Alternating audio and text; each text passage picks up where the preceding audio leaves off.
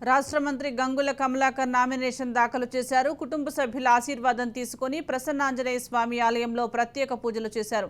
అనంతరం యజ్ఞ వరాహస్వామి ఆలయంలో పూజలు చేసిన ఆయన కరీంనగర్ ఆర్వో కార్యాలయంలో నామినేషన్ దాఖలు చేశారు. సీఎం కేసీఆర్ చేస్తున్న సంక్షేమ పాలనే తమను గెలిపిస్తుందని మంత్రి గంగుల తెలిపారు.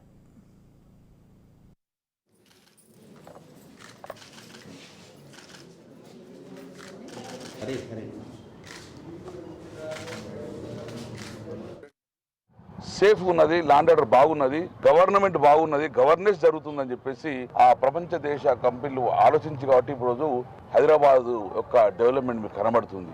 ఇది కోరుకోవాలి కదా. అమెజాన్ కూలిపోతా అంటావు ఏంది, కొంపేసి దుర్గం చేరు కేబుల్ బ్రిడ్జ్ కూలిపోతా అంటావు ఏంది. ఇది కాదు కదా కోరుకునేది. ఇంకో 20 కంపెనీలు వచ్చేది ప్రయత్నం చేయండి మీరు. సో అక్కడ ఎందుకు ల్యాండ్ ఆర్డర్ బాగుంది, మత విద్వేషాలు లేవు. హైదరాబాద్ నగరంలో 10 సంవత్సరాల కర్ఫ్యూ లేదు, 144 సెక్షన్ లేదు, బంధువులు లేదు కాబట్టి ప్రపంచ దేశాలు అన్ని ఇప్పుడు వస్తున్నాయి ఇక్కడికి. హైదరాబాద్లోకి రావాలని కోరుకుంటా నేను. హైదరాబాద్ అటువంటి కంపెనీలు రావాలని కోరుకుంటా. మరి ఇక్కడ మతాన్ని విద్వేషం ఉంటే రోజు పొద్దున బంధువులు పెట్టుకొని ఒకరు కత్తిపోటు పెట్టుకుంటే వస్తాయా కంపెనీలు? ఉద్యోగాలు జరుగుతాయా? రివర్ ఫ్రంట్ కంప్లీట్ అయిపోద్దా? రివర్ ఫ్రంట్లో ఒక 4,500 మంది బిడ్డలకు ఉద్యోగాలు రావని చెప్పి 2 సైడ్లో 7 కిలోమీటర్ దూరంలో ఇంటర్నేషనల్ స్టాండర్డ్గా అద్భుతంగా డెవలప్ చేస్తుంది రివర్ ఫ్రంట్లో. మీలాంటి వ్యాఖ్యలతో వస్తాయా కంపెనీలు?